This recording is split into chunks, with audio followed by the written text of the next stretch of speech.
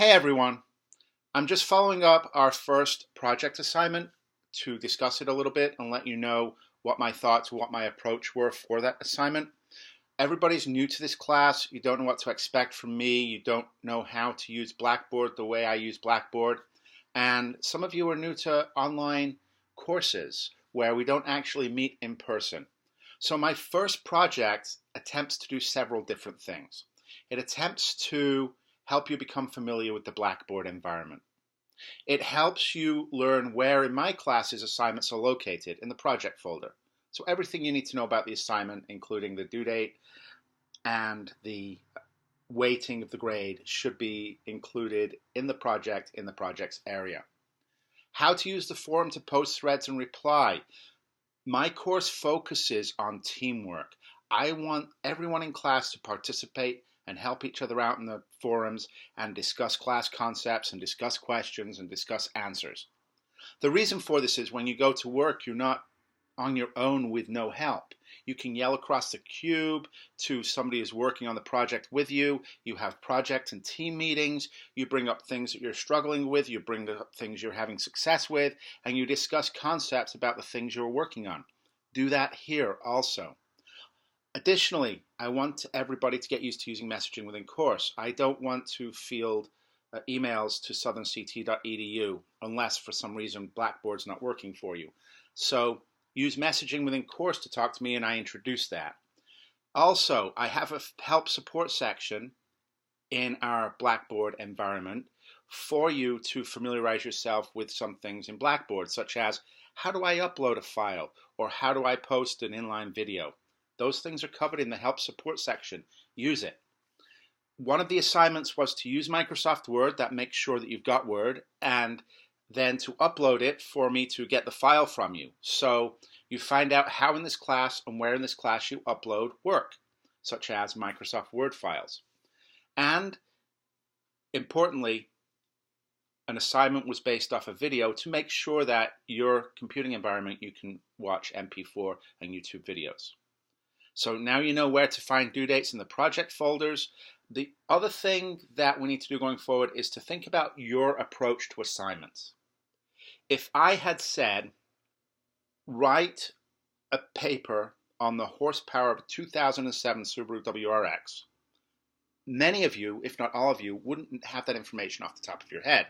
So you would go to Google or go to YouTube. Those are great resources, by the way, to find the information you need to write about. So you're presented with writing about a memo, and probably many of you have never written memos. Memos are actually much less common in business than they used to be, but I use memos for several reasons. One, it has that header area where it tells you who it's from and who it's to and what the subject is for, and that's very useful for me, because in the past on papers I've had students submit work without their names on it, and this forces the issue. Additionally, if you're not used to using memos or don't know what they are, you have a couple of choices when doing your best work. You can just do what you've always done and ignore the fact that you don't know what a memo is. Or, like that 2007 WRX specification, you can go on the web and you can look for, what's a memo? Here we go. Purpose, format, technical writing, what is it? So here's some information that will tell you what a memo is. Now, obviously, as this class goes on, I'm going to tell you how I want you to write memos and the best practices for business and technical communication.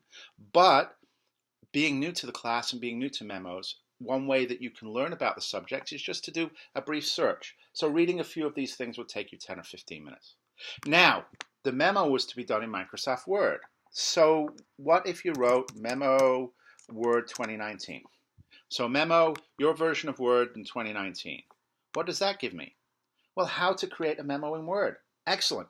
You may not know this, but Word comes with templates for a lot of things, including memos, including resumes, including letters, including reports. So Word provides these things for you. So if you had read a few of these articles and spent 10 minutes, you would know how to use one of Microsoft Word's templates for creating memos. Now, be advised, we're not going to use Microsoft Word's templates going forward, but it would have been an approach for this assignment that would have been worthwhile. The other thing that you may never have done is you may never have written procedures before. what I wanted to see in writing about two different things, installing GIMP and also using screen capture, is you're in one document you're writing about two different things. I wanted to see how you organize that. Based on your academic experience to this day, you have learned that you need to organize your content. And I'm curious to see what that would look like. There's probably two sections here. One is on installing GIMP and one is on using screen capture in your operating system. So I was looking at how you did that, but also how to write instructions the best way you can. You may have used instructions in the past. You may have followed instructions on how to change the oil in your car or a recipe on how to bake a cake. And you may have noticed that instructions use numbers because sequence is important. For example, let's say you're changing the oil in your car. You would certainly turn the car off before you opened the drain plug to drain the oil out of the engine. So turning the car off would come before draining the oil from the engine. So sequence is important, and when giving instruction on using software, probably sequence is important, so probably you would use numbered steps. So how to write instruction might be something that you would search for. And here's a checklist, first thing up in Google. When you're approaching this assignment, never having taken a class with me, not knowing how this class is going to go and what I'm going to teach you, obviously, the instructions were vague. They were to do these things and do it the best way you know how. And when you're approaching a new project and you don't have a lot of evidence to go on, doing this 15-minute research can really help you do a better job. Another thing you could have done was to post in the forums, hey, how are you guys writing procedures? How are you guys organizing your work? You can help each other with the assignment, just don't do each other's work. You could certainly have a discussion in the forums about, I don't know what a memo is. Can somebody tell me what a memo is? And then somebody who knows what a memo is could offer advice. Or somebody who has searched for what a memo is could say, I wasn't sure, I looked in these places. And somebody who's written procedures before could say, well, I'm not sure how to install GIMP yet because I haven't tried, but I've written instructions before and I'm pretty sure they should be numbered. So you can have that discussion on this assignment and on other assignments in our forums and help each other out. So those are some ways you could have approached this assignment. I'm not going to grade these harshly. It's the first week of class. I need you to get comfortable using these things. And going forward, I will introduce you to concepts such as how to write instruction and how to write memos that you will apply. So please use the forums for any questions you have, and see you online.